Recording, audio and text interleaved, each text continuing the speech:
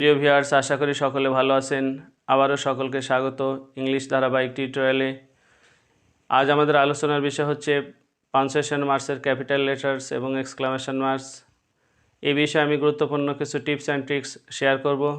So গুরুত্বপূর্ণ এই tips and ট্রিক্সগুলো বুঝতে হলে জাস্ট ওয়েট অ্যান্ড সি।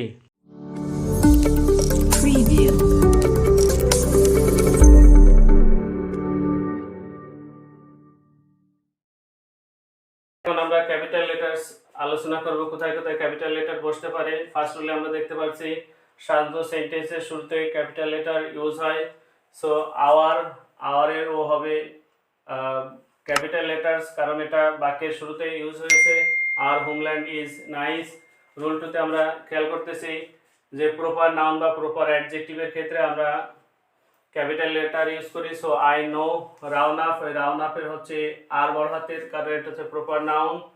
তারপরে বাংলাদেশি অর্থাৎ বাংলাদেশির বি বড় হাতের, এটা হচ্ছে proper adjective. Rule 3, pronoun I এবং ও এর ক্ষেত্রে সাধারণত ক্যাপিটাল লেটার হয়। হি কেম হিয়ার, বাট এখানে আই ইউজ হবে ক্যাপিটাল লেটার। তারপরে আছে ও লাইফ, ও হবে ক্যাপিটাল লেটার।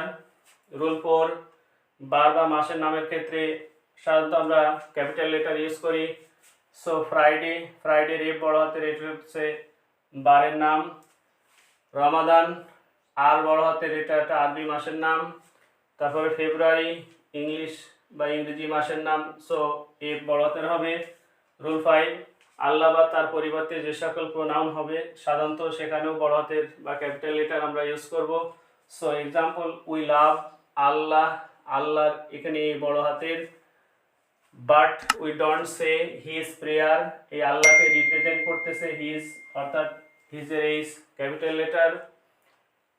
তারপর রুল 6 এ দেখতে পাচ্ছি যে কবিতার লাইনের ক্ষেত্রে সাধারণত আমরা ক্যাপিটাল লেটার ইউজ করব। সো বিফোর এর বি হবে capital letter.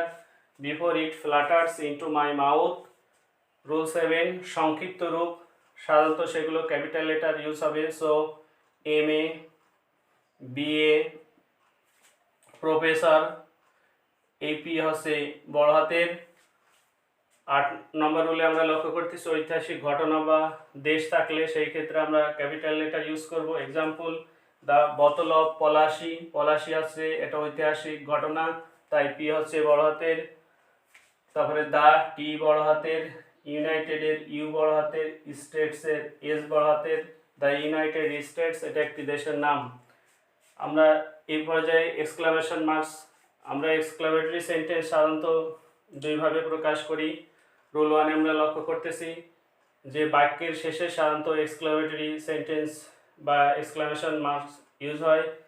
So exclamatory sentence যেমন হট, হাউ, ইফ এগুলো দ্বারা যদি কখনো শুরু হয় তাহলে বাক্যের শেষে বসবে। Example, how nice the mercy of Allah is, এখানে লাস্টে আমরা এক্সক্লামেশন মার্কস বসাবো। রুল 2 তে আমরা দেখতে পাচ্ছি ইন্টারজেকশনের পরে আমরা এক্সক্লামেশন মার্কস ইউজ করব। সো এলাস এটি ইন্টারজেকশন, তাই পরে আমরা এক্সক্লামেশন মার্কস ইউজ করলাম। Alas he is no more, তারপরে আছে ইন্টারজেকশন ব্রেভো, এরপর আমরা এক্সক্লামেশন মার্কস ইউজ করলাম।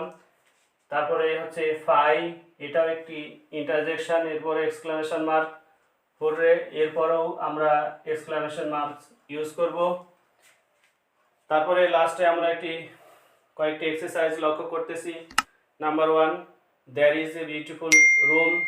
Number 2, oh it's so melodious. Number 3, he called নাভান।